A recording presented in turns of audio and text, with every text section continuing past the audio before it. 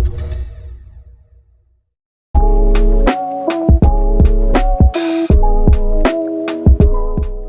broadcast is now starting. All attendees are in listen-only mode.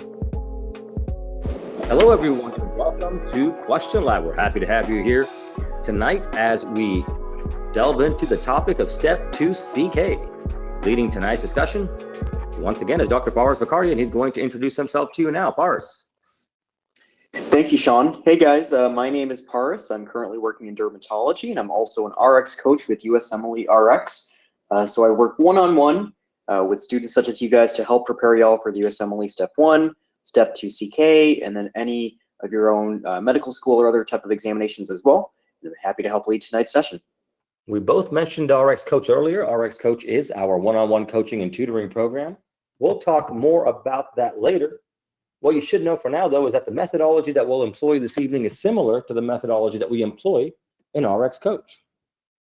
So as we get into our first question today, we'll go over our steps of how we like to approach questions. And the first step is covering up or removing the answer choices. And we do that because we don't want you to be guided or your thought process to be dictated by the answer choices. We also don't want you to see an answer choice that you are unfamiliar with, which may cause you to panic as you're trying to answer the question on test day. After we cover those up or remove them, we like to begin with the lead-in, which is the question itself or the last sentence. And we do that because we want you to know what the test writer is asking, so that when you're reading that vignette, you can pick up on all those relevant clues and not have to reread that question and waste valuable time on test day. So let's take a look at that lead-in together. Which of the following medications is contraindicated for analgesia in this patient? Which of the following medications is contraindicated for analgesia in this patient? After we look at that lead-in, we like to ask our students how many steps they believe this question will require. An example of a one-step question could be where you're asked for the diagnosis. An example of a two-step question could be where you're asked for the treatment for the diagnosis. An example of a three-step question is when you're asked for the mechanism for a treatment for a diagnosis. So with those examples in mind, please let us know in the question box how many steps you believe this question will require, and then we'll move on to that vignette. I'll give all of you a few moments here.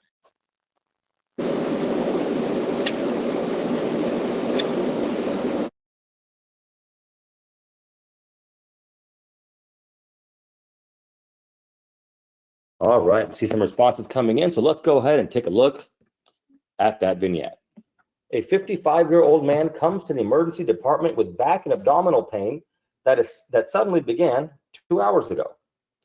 It is a sharp and constant pain located in the left flank and lower quadrant and radiates to the groin.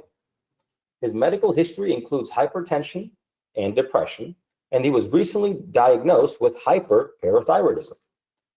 His meds include phenelzine and furosemide. He is afebrile, heart rate is 95 per minute, respiratory rate is 16 per minute, and blood pressure is 135/90. On exam, he appears extremely uncomfortable and has mild left costovertebral tenderness.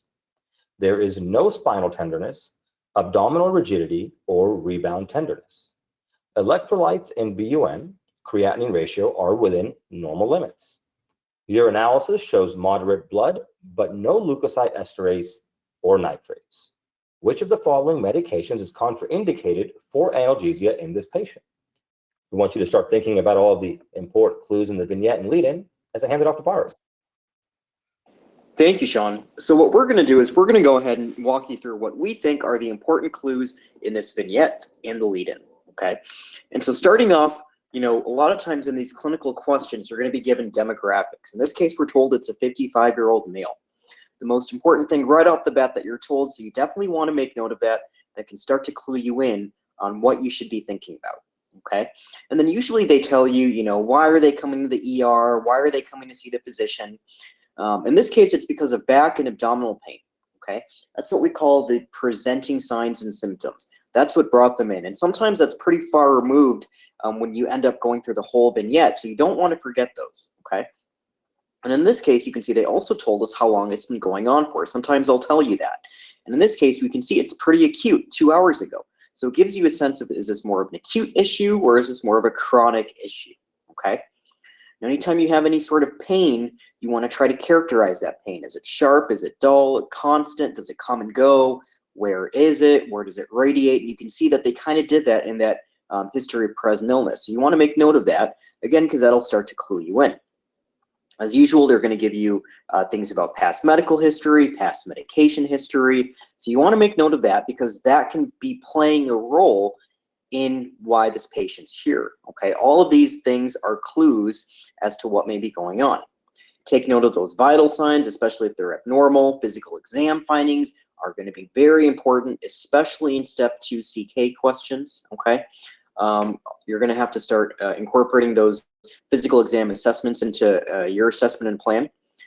So then they're asking us about, what medication is contraindicated for analgesia for this male. And so we've got a couple steps here. I think one, we've got to think about what medications maybe do we commonly use for analgesia, and then 2, what are reasons, contraindications, comorbidities, drug interactions that we need to be on the lookout for those medications that this patient might have that would make them contraindicated. Okay, so it's a little bit more of a clinical question, as you can see here. So let's go ahead and let's take a look at those answer choices. I think maybe a 2-step question, like we said. And so we've got 5 answer choices here. And when we work with students, we actually recommend that you start at the bottom, answer choice E, and work your way up to the top, answer choice A. And the reason we do this is, a lot of times we see students who start at the top, they see something they like and they select it without going through all the answer choices. As a result, sometimes they'll select that and sometimes get it wrong. So we recommend doing it this way to prevent yourself from biasing yourself and not make that mistake. So let's go ahead and let's do that now. E, morphine. D, meperidine. C, ketorolac. B, butorphanol. And A, acetaminophen. So we're going to go ahead and open up that poll. Go ahead and select what you think the best answer is here, and we'll talk about it in just a few seconds. Well, thank you very much, Boris. The poll is open. As always, we're going to wait until about 2/3 of you have responded. I see the responses coming in. Remember that on test day, there is no penalty for guessing, so you should never leave a question blank. If you're unsure tonight, don't worry, take your best guess, and then we will go over the correct and incorrect answers together in just a moment.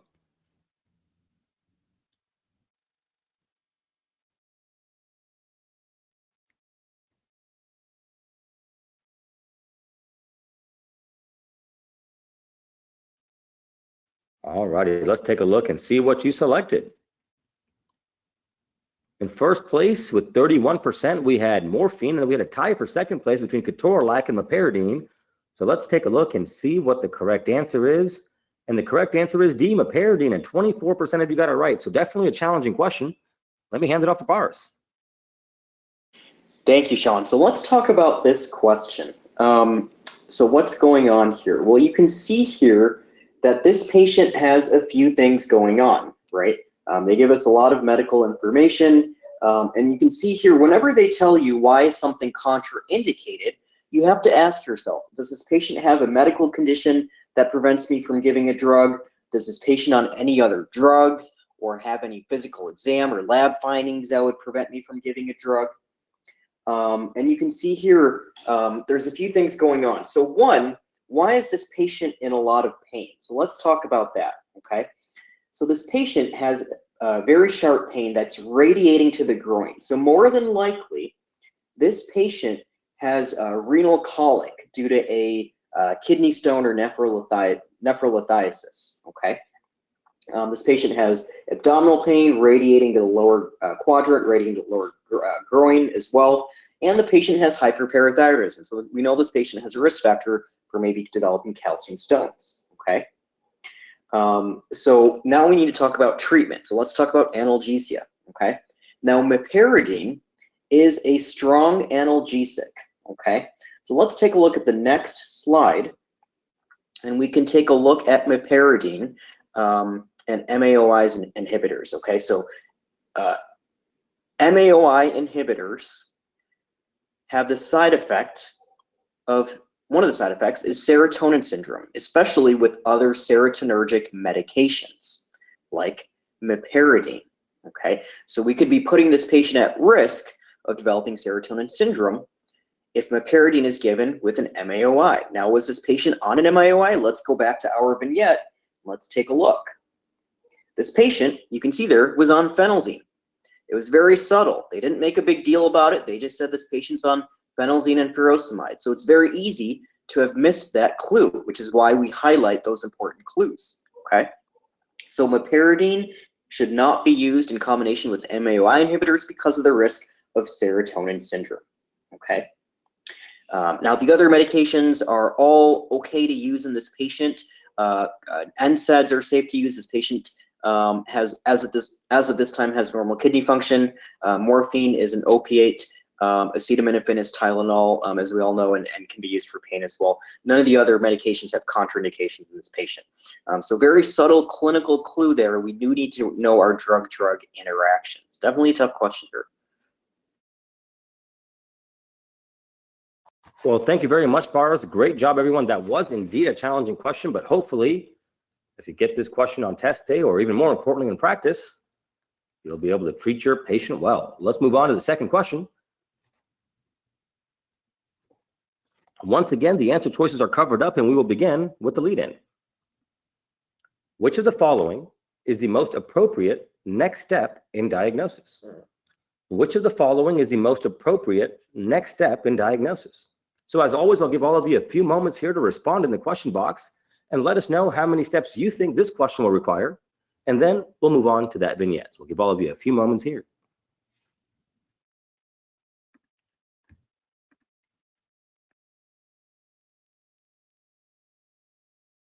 All right, I see some responses coming in. I also see some names I haven't seen before, so it looks like we've got some new first-timers, so welcome everyone. Let's take a look at that vignette. A 2-year-old boy is brought to the emergency department by his mother. The mother says she noticed the child limping on returning from daycare yesterday and notes that bruises occurred 1 week ago when the boy bumped into a coffee table in the living room. The patient has moderate intellectual disability and was born 34 weeks gestation after a pregnancy that was complicated by preeclampsia and gestational diabetes. Physical examination shows 2 large, tender, swollen, ecchymotic areas on the anterior aspect of both of his thighs. It is otherwise normal. Which of the following is the most appropriate next step in diagnosis? Boris. Thank you, Sean. So now let's take a look at this question and what are the important clues here. So now you can see we've got a little bit of a pediatric case, a 2-year-old boy, okay? He's brought in by his mom because of limping, okay? And they tell us when it started yesterday, okay? They tell us a little bit more about some things, some bruising, bumping into a coffee table, some past medical history, when he was born, all important things in a young patient, okay? Obviously, physical exam findings are important there as well, so we want to incorporate that, okay? So they're then asking us, what's the most appropriate next step in diagnosis? So I think we've got a nice 2-step question here. Actually, you know, this might be more of a 1-step question. Let me take that back. I think we've got to look at the answer choices and then, sorry, I'm going to go back again. We're going to say this is a 2-step question. Sometimes these are tough, but I think 1, we need to figure out maybe what's going on here. Okay, so what's happening with this 2-year-old boy? And then 2, what would you do next? Okay, so I think this is a pretty nice, you know, what do you think's going on? What do you do next? And step 2, CK loves to ask these kind of questions. What's your next step in management? Okay, so let's go ahead and let's take a look. Once again, we will start at the bottom and we will work our way up to the top. E, skeletal survey. D, whole body CT scanning. C, complete blood count, prothrombin time, and partial thromboplastin time. B, CT of the head. And A, anteroposterior and lateral films of both femurs. So we're going to go ahead and open up that poll. Go ahead and select what you think is the best answer here, and we'll talk about it in just a few seconds. Well, thank you very much, Boris. The poll is open. And once again, we'll wait until about 2/3 of you have responded. As always, if you have suggestions on which topics you'd like us to cover during Question Lab, please let us know in the question box. We'd love to hear your suggestions.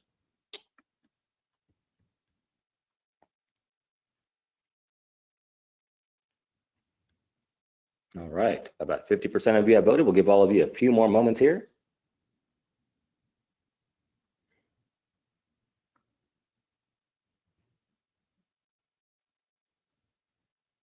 All righty, let's take a look and see what you selected.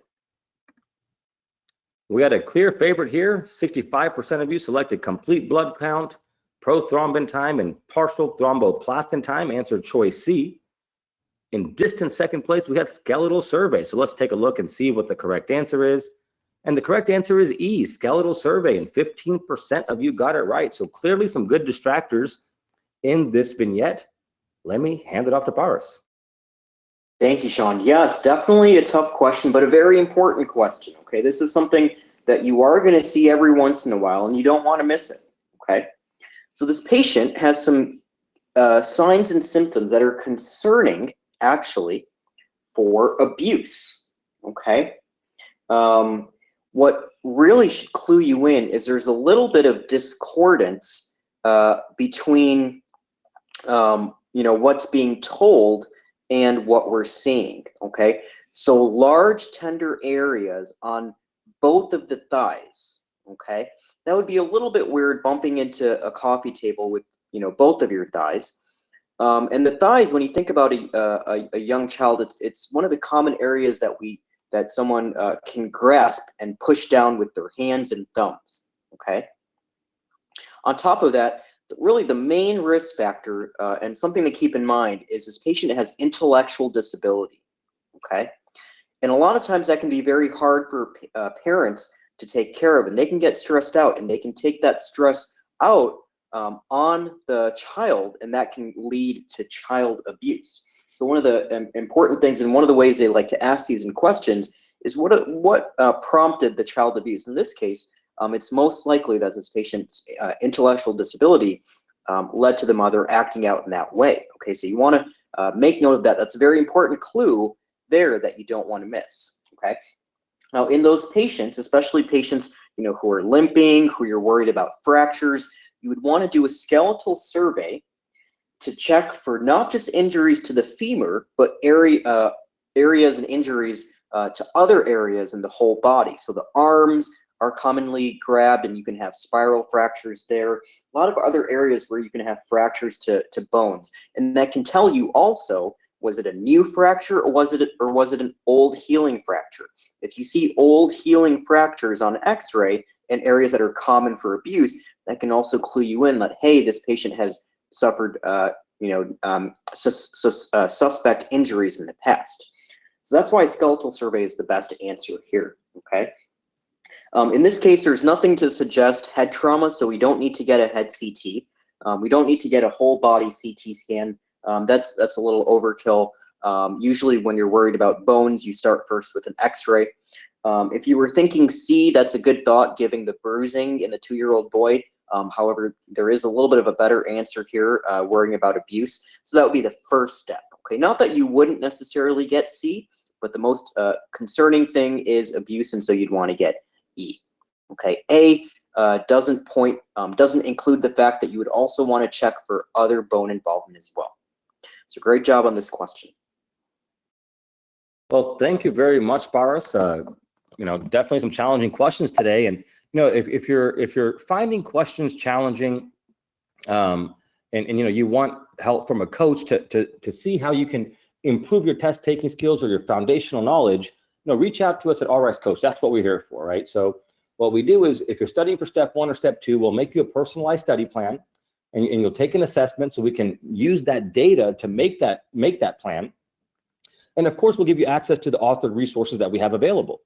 You'll work with one of our highly trained and certified coaches like Boris, or one of our many other coaches. And as you can see, we've got a great student satisfaction rating, and we have a testimonial here from one student that graduated in 2007. And I know that we have a lot of students that come to us that graduated years ago, and sometimes they don't know where to start or how to start, or the biggest thing that we see with students is they are like, oh, you know what, I can take the test whenever I want. I've got so much time. And that's really a double-edged sword, because having time is great, but having too much time can also be very counterproductive, because students can start to forget what they learned at the beginning of their academic or dedicated time in studying. And so having too much time can sometimes work against you. And so that's why it's important to study efficiently and effectively. And if you want to take the guesswork out of studying, how to approach your questions, how to study the subjects, what kind of study plan to have, and really have somebody guide you and help you master those topics, bridge your knowledge gaps, and help you answer these board-style questions, we're here at rx-coach.com. You can see a testimonial here from a student that graduated in 2007, and after 4 weeks of tutoring, passed step 1. And so, that's over a decade ago, right? Like a decade and a half ago. And that's just one example of the hundreds of students that we've been able to assist. And students often come to us, and sometimes they say, it's a little pricey. And we always ask them, well, what happens if you can pass your exam in 3 or 4 or 5 months as opposed to 8 months or a year, right? That itself becomes an investment. And so, take a look at our packages at rx-coach.com. We're, running a promotion now for 10% off of any package. And just reach out to us and set up that free consultation. We'd be more than happy to talk to you about our program, how it's helped others, and how we believe it can help you. So once again, that link is there, rx-coach.com. You can set up a free consultation, and we can talk about the program and how it can benefit you. So we hope to hear from you. All righty. So with that, let's move on to our third question of the evening. Once again, the answer choices are covered up, and we will begin with the lead-in. After initial supportive care for the patient, what is the best next step in management? So we'll give all of you a few moments here to respond in the question box and let us know how many steps you believe this question will require, and then we'll move on to that vignette.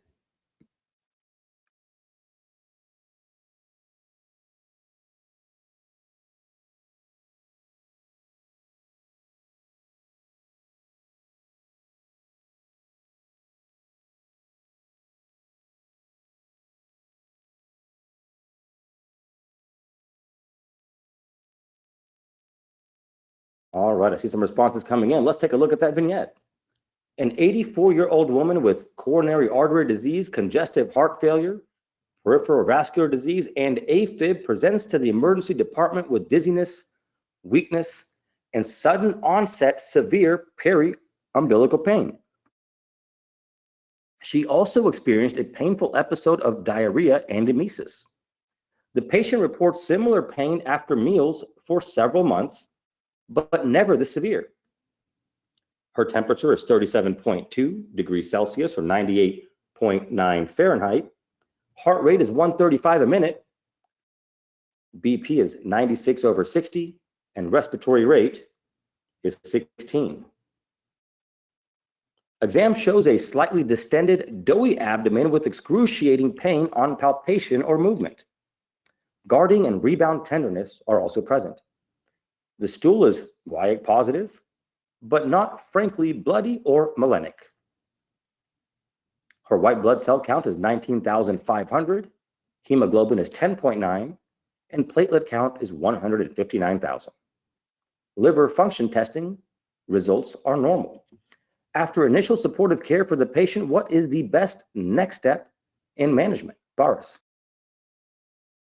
Thank you, Sean. So let's talk about this question and what are those important clues in the vignette and lead-in, okay?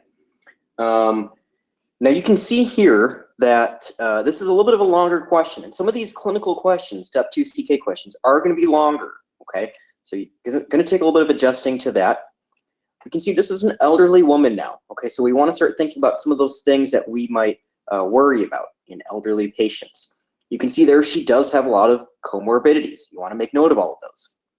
She is coming in though because of dizziness, weakness, and severe sudden peri-umbilical pain. And they tell us that the pain is sudden onset. So you want to make note again that it's a very acute issue. Okay. They also give us some important clues about other episodes in the past, some vital signs that are abnormal, definitely some abnormal physical exam and lab findings. Okay. So you want to take note of all of those, want to incorporate those and try to figure out how you can piece them together into figuring out what's going on here. Okay. So I think we've got a couple steps to do. One, we got to figure out what's going on in this patient. Okay, what's the diagnosis? What's the condition? And then two, what do you do next in terms of management? Okay, so after initial supportive care, best next step in management. So let's go ahead and let's take a look at those answer choices. Once again, we will start at the bottom and we'll work our way up to the top. E, obstruction series. D, laparotomy. C, colonoscopy. B, CT scan of the abdomen and pelvis. And A, barium enema. So we're going to go ahead and open up that poll. Go ahead and talk about, go ahead and put in what you think is the best answer here, and we'll talk about it in just a few seconds. Well, thank you very much, Boris. Now with step one being pass fail and step two being still scored, it really is a career determining exam. So hopefully this is a good review for you. I see the responses coming in. We'll give all of you a few more moments. There seems to be a clear favorite already.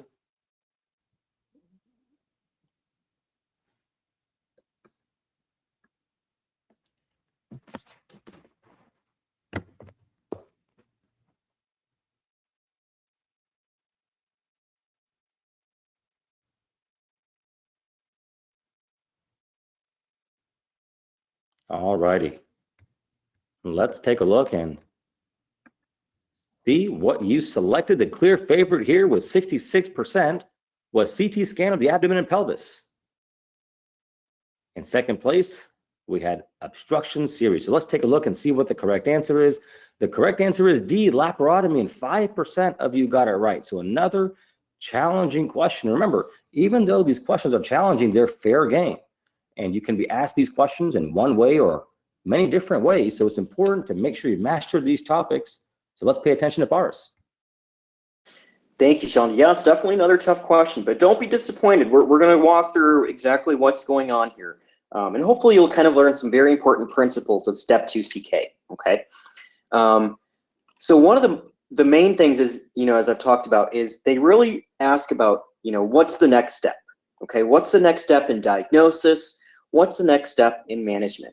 And sometimes what you think is the right answer to come to a diagnosis is not what you would do first, okay? So imagine you're in an ER room and a patient comes in and she's got really bad belly pain. You look at her vital signs. She's 84 years old. She's very tachycardic. Her heart rate is 135. Her blood pressure is low, 96/60, okay? The first thing you're going to do is you're going to put a line in her and you're going to give her some fluids, okay? And that's, you're going to, resuscitate her a little bit. That's that initial supportive care. So a lot of times that would actually be an answer choice, and that's what you would select, okay? You can see here, that's why they said after you do that initial stuff, okay? So now what do we do next? Well, this patient has some signs and symptoms that are concerning for an acute issue. Now, we know this patient has AFib, right? Also has vascular disease and CAD, so doesn't have good arteries. And on top of that, could potentially send a clot through her blood vessels with that AFib. So this patient most likely right now has mesenteric ischemia, okay?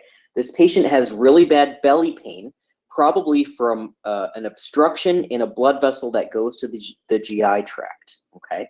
Maybe from a clot from AFib. It's very sudden, okay? Now, when it's very sudden, you have to worry about that part of the intestine dying, okay? The blood supply to that part of the intestine has died, or starting to die. And so that's why she's getting this severe pain, okay?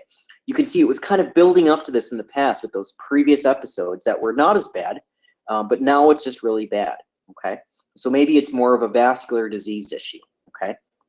Now, there are some very concerning signs. Whenever you see guarding or rebound tenderness, that is very concerning, okay? That indicates that this patient probably has peritonitis, okay? So peritonitis is when the peritoneal lining is inflamed or possibly even infected because of potentially necrotic bowel. So the bowel is dying, and that irritates and inflames the peritoneal cavity lining, and it presents with rebound, tenderness, and guarding. Those are very bad signs, okay? On top of that, we see that the patient does have stool in her intestines as well. So this patient is at risk of her intestines dying. So you need to take her back to the operating room and salvage that GI tract, okay? She doesn't really have time to go for imaging right now. Her intestine is at risk of being necrotic. You got to go in there, you do an exploratory laparotomy, see where the bad intestines are. You try to salvage it if you can. If you can't, you will cut it out and piece together the two ends. And that's kind of what you would do, okay? Now the other options, a colonoscopy doesn't really make sense here. And on top of that, you wouldn't do that in an acute setting where you would put the patient at risk for a perforation. Same thing with the barium enema. An obstruction series, we're not really worried about an obstruction here. If you were thinking that, that's a good thought. But there's some clinical clues here that point more towards a vascular issue. In the CT scan, good thought to maybe try to figure out what's going on in this patient with the diagnosis. But again, we need to take this patient back to the operating room and try to save her intestines. Well, thank you very much, Boris. These are challenging questions, and if you haven't looked at USMLE-Rx recently, we've really revamped the question bank, and so I encourage you to take a look if you haven't already. So let's move on now to our last question of the evening. Once again, the answer choices are covered up, and we'll begin with the lead-in, which is, what is the most important step in management? What is the most important step in management? So we'll give all of you a few moments here to respond in the question box and let us know how many steps you think this question will require.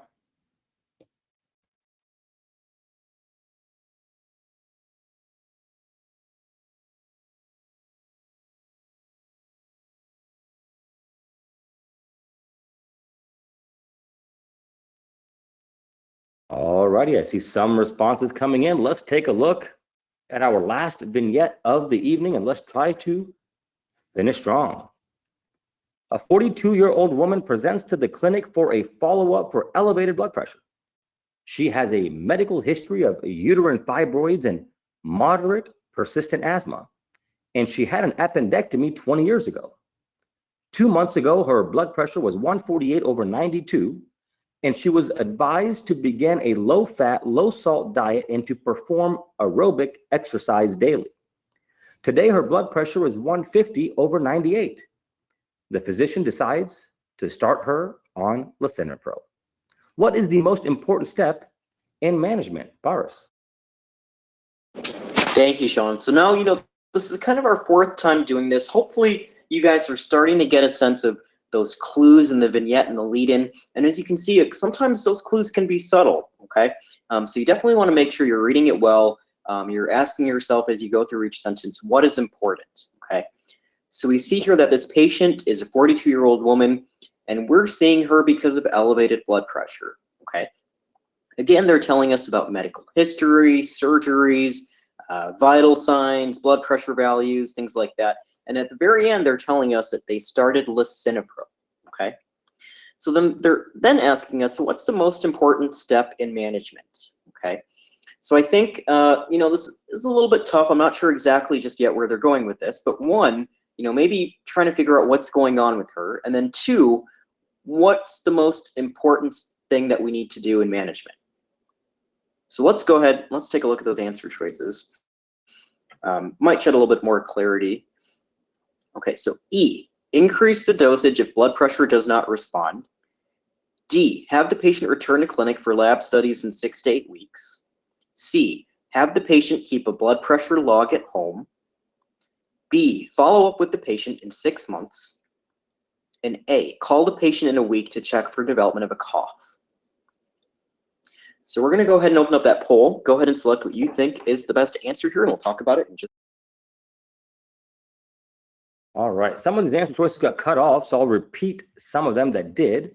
D says, have the patient return to the clinic for lab studies in 6 to 8 weeks. And A says, call the patient in a week to check for development of a cough.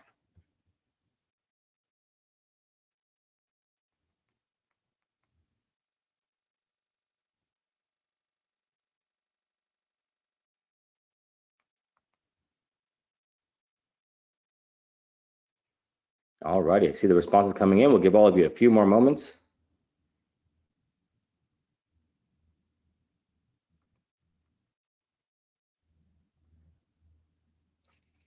All righty, almost there. A few more moments here. Looks like it's going to be pretty close here. As always, we do have that raffle and special offer, so make sure you stick around because you must be present to win, and it's almost raffle time. All righty, let's take a look. So 39% of you selected have the patient keep a blood pressure log at home, and 30% of you selected have the patient return to the clinic for lab studies in 6 to 8 weeks. Let's take a look and see what the correct answer is, and the correct answer is D, and 30% of you got it right. So one of our stronger showings for the night, a good way to close it out. Let me hand it off to Boris. Thank you, Sean. Yes, another good question here. And these are questions that are tough because a lot of them seem like right answers. You know, if the blood pressure doesn't respond, yeah, you might need to increase the dose. You should be having regular follow-up with the patient. Maybe you want to check to see if she's developing a cough, okay? But what's the most important step? And this is something that Sean likes to talk about a lot. It's very important that you read that lead-in, okay? This is not just what do you do next, what's the most important step? So the most important, that's the most important, actually the most important word in that phrase, most important step, okay? So between those two answer choices, C and D, yes, you know, it would be good to have her keep a blood pressure log at home, okay? Not mandatory, but it is good, okay? You can help see if the medication's working, things like that. However, lisinopril, as we know, let's take a look at the next slide. Lisinopril is an ACE inhibitor, and this can have side effects, okay? This can cause an increase in your potassium. This can cause an increase in your creatinine, okay? If your creatinine rises, that could lead to acute kidney injury, and that could lead to bad things and down the road losing your kidneys. Increase in potassium, that could lead to EKG abnormalities, and that could throw this patient into an arrhythmia, which would then kill them acutely, okay? So knowing this, we do not want that to happen to this patient. We do not want this patient to develop high potassium or high creatinine on this new medication. So we need to bring them back and have them check those labs checked, okay? Very important to do. That is the most important thing to do here. The other things are good things to do as well, but this one could kill the patient, okay? And that's why it's very important that you check labs. Any medication you start, you always need to ask yourself, you know, what kind of monitoring do I need to do for this medication? And that's fair game for step 2 questions as well. So with different medications, if you have lab abnormalities, you know, what labs do I need to recheck in this patient? They're going to ask you those kinds of questions as well. So as you're going through medications and studying them for step 2 CK, you know, ask yourself in real life setting, what do I need to do? Do I need to bring this patient back to evaluate them in person? Do I need to have them have labs done in a few months or a few weeks? Kind of think about it from that aspect, and that'll help you answer some of these clinical step 2 CK questions. Hopefully this was a good introduction into step 2 CK questions and how they like to ask them. Great job on tonight's questions. I will hand it back to you, Sean. Well, thank you very much, Boris. Here are the QIDs. So if you have access to USMLE-Rx, you can simply log in and type these in. It'll pull the questions right up so you can take a more in-depth look at the topics we covered tonight. So I'll give all of you a few moments here to make note of these, write them down, or take a screenshot.